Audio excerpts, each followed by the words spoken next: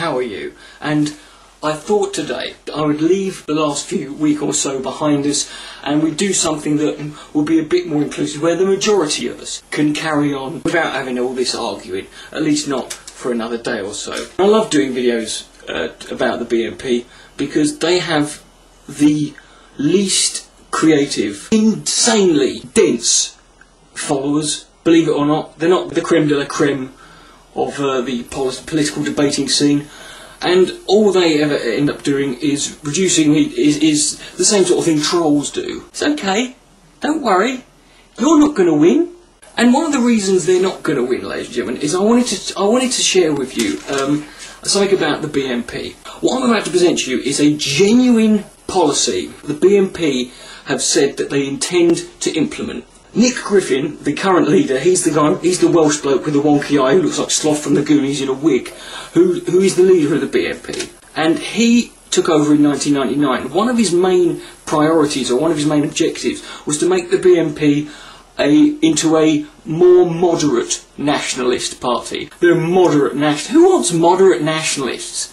You can't be a moderate nationalist. That's like being a sort of pacifist football hooligan or a celibate rapist. I reckon I could give a blind monkey with no arms, 10 minutes to come up with a better policy, a policy that would be more economically viable, if I just filled his arsehole with ink and got him to shit it out onto a piece of paper.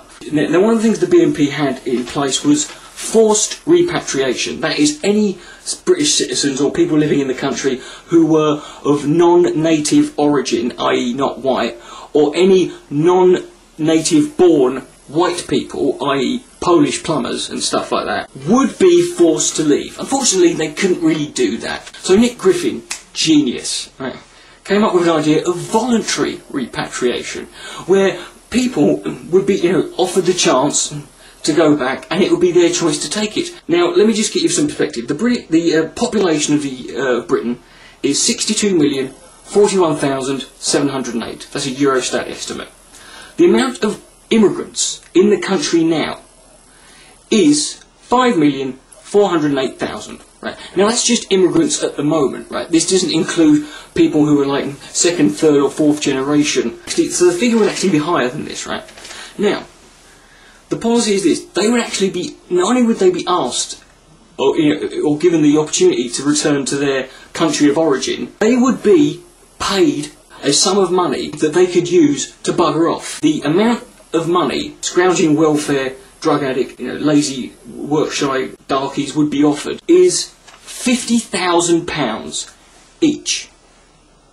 £50,000 each. What this means is, one of the costs that the BNP has got to have in its budget is £50,000 for any immigrant out of the 5,408,000 who choose to go home. Now, if I was an immigrant or a non-white person in this country and the BNP were in power, I'd be jumping on my fucking flight. Give me a pogo stick, a space hopper, I'll sit on an ant farm, carry me anywhere, right? I'll crawl over broken glass with my nuts hanging out, right? Get me out of here. I'll take the fifth grade. So I'm going to assume, and not just the immigrants themselves. I imagine there's going to be a few dodgy fucking British people trying that. I, for one, am planning on getting myself a full-body tattoo of brown skin, and then growing my hair in dreadlocks and calling myself Joaquin, right? If we extrapolate this out, that means the potential and likely sum of money that the BNP will have to pay out of white British taxpayers' money is 270 billion, 400 million pounds, just to get rid of about 6 million people. That's before you try and pay the country. You got to pay the countries off to 270 billion. Now, that is 4/5 of a year in Iraq. In one go. 270 billion. Tobacco taxes in this country only make 9 billion a year. So that's 30 years worth of tobacco tax. Just to get rid of a load of bloody ethnically non-indigenous ethnic minorities, you know, scumbags, fucking terrorists and crack dealers and gangsters and stuff, out of white British people's money, right? The 56,633,708 British people who would be left over, right? Man, woman and child from age 0 to dead, right? Or just before dead, right? That's £4,774.54 each. I don't know about you, I've come to the conclusion that I've been wrong about the BNP. They're racist, but they're not racist against, you know, against non-whites or non-British people. They clearly hate white people.